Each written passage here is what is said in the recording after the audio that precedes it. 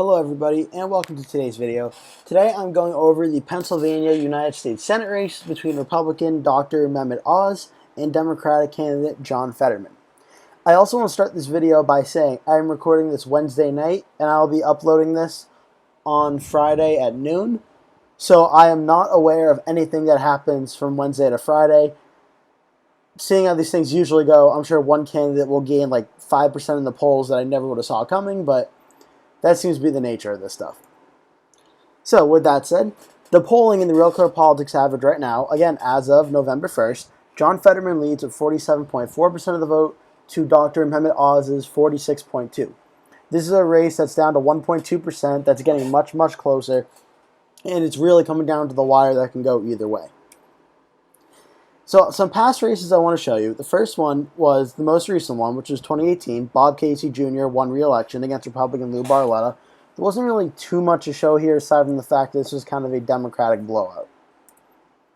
Before that was 2016. Now, in 2016, Republican Senator Pat Toomey, who this is the race that he's not running for in 2022, was able to win re-election against Katie McGinty in a very, very close election where he received a plurality of the vote. Now, I think this is very, very important because I do think a similar scenario will happen. I'll be into that in a minute, but I do think a plurality scenario is likely for 2022. Although, expect the vote margins and totals to be much lower than they were in 2016.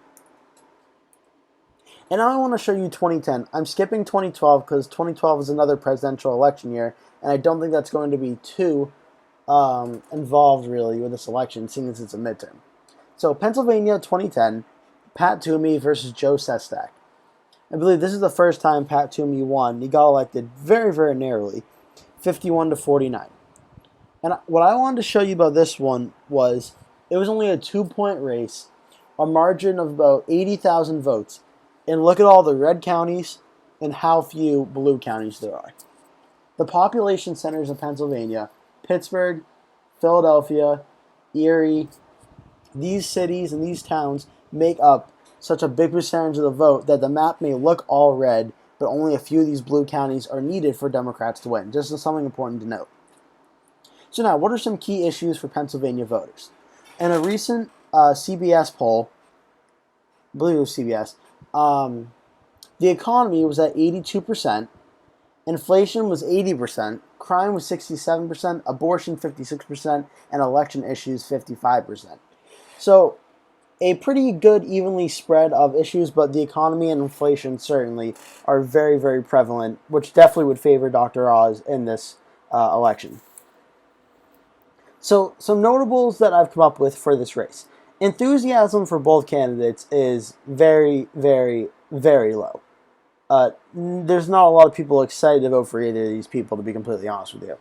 Neither candidate is really near the 50% threshold that is important for a candidate to win, so this will likely be a plurality of the vote win, which we're not going to know until election night.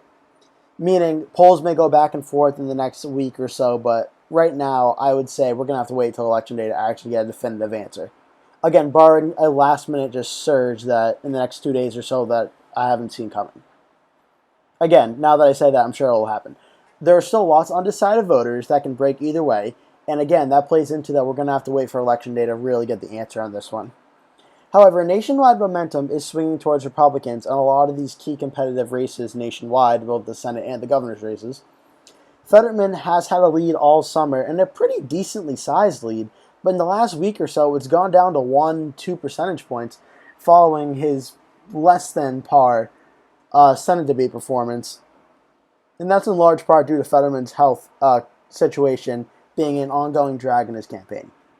There have been attack ads by Dr. Oz and the Republicans on is Fetterman fit to serve, and that's definitely had a negative impact on Fetterman and his chances of winning.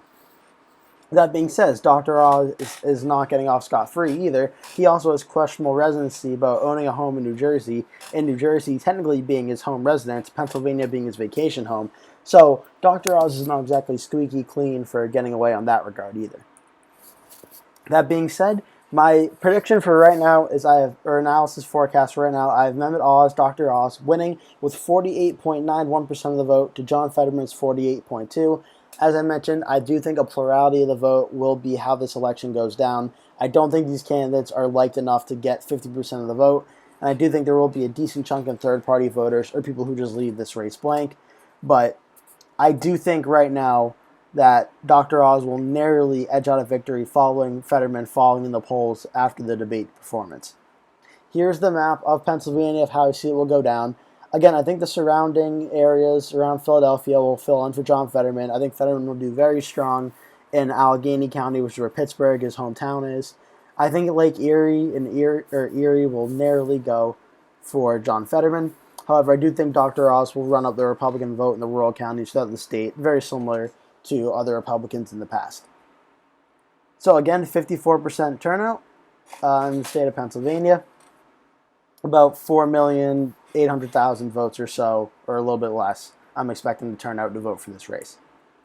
So right now, I have Republicans at 49 Senate seats, Democrats at 47. Filling in Pennsylvania, I have Republicans officially getting to 50.